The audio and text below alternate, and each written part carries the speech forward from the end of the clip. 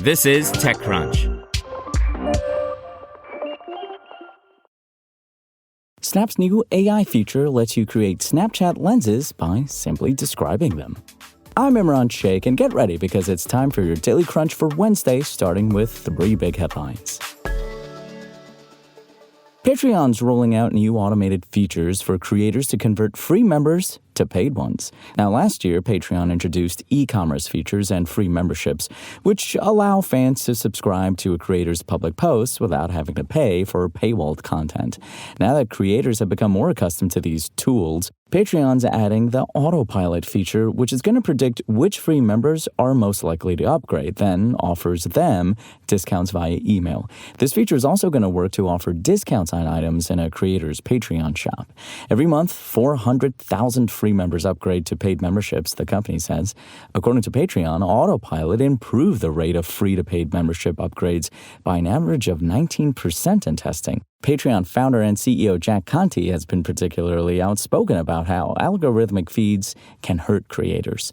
When creators post something on Instagram or TikTok, there's no guarantee that the post will actually reach their followers. So it's a bit surprising that Patreon revamped its search feed into an Explore tab, which uses fans' existing subscriptions to predict what other creators they might be interested in supporting. But Patreon still acknowledges that word-of-mouth growth is a necessity for creators. For the past few months, creators have been able to recommend other Patreon pages to their followers, which might be even more useful than a musty old Explore tab. Instagram is introducing teen accounts to automatically enroll young users into an app experience with built-in protections. The company announced that it'll now start placing all current and future accounts held by a teenager into a teen account. Instagram's also rolling out new updates to its parental supervision feature that allows parents to monitor their child's activity on the social network. The changes come 9 months after Instagram, alongside other popular social networks, was grilled by lawmakers for not doing enough to protect young users on its platform.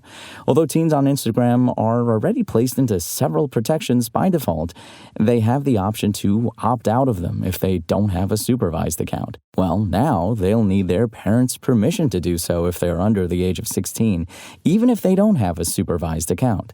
This change aims to address concerns that Instagram's teen protections were more for show than actually meeting the safety requirements lawmakers and regulators have been proposing. At this year's Snap Partner Summit in Santa Monica, California, Snap announced a new feature, Easy Lens, that translates plain English descriptions into lenses, Snap's brand of augmented reality, AR, objects, 3D effects, characters, and transformations for photos and videos. Available in Snap's developer platform, Lens Studio, Easy Lens taps generative AI models to parse what you write and automatically build a lens using Lens Studio components. Elsewhere in Lens Studio, Snap is rolling out Body Morph, a generative tool for creating 3D characters, costumes, and outfits from a text caption or reference image. An image generator specifically to create icons for lenses is also coming to Lens Studio, as well as hundreds of animations for Bitmoji, the personalized emoji on Snapchat that can be stitched together using a new blending feature. In the future, Snap says it'll add even more generative capabilities to Lens Studio, including a custom animation generator and a tool that'll let creators upload a video of an object to Lens Studio to have the software reconstruct that object as a 3D asset.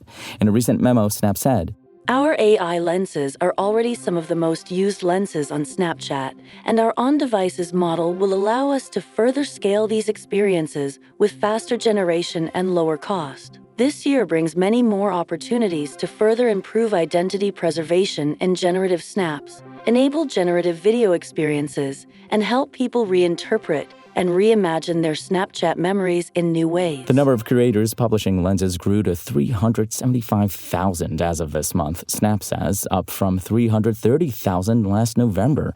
Meanwhile, the number of lenses across Snapchat, websites, mobile apps, and Snap's AR glasses, spectacles, climbed from 3.5 million to 4 million over that same period.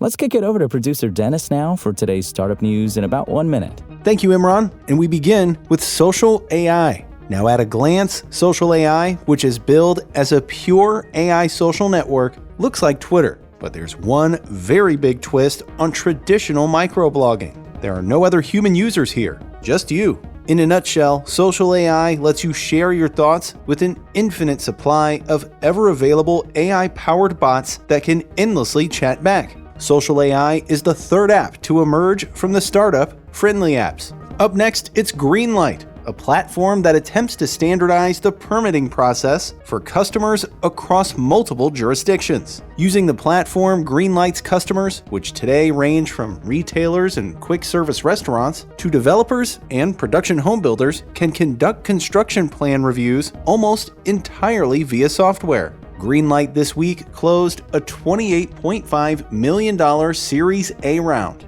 And that'll do it for me. Imran, back to you. And that's your Daily Crunch. Today's stories were reported by Aisha Malik, Amanda Silberling, Kyle Wiggers, and more beautiful, lovely TechCrunch journalists. We'll see you here tomorrow, same tech time, same Crunch channel. And until then, find us at TechCrunch.com.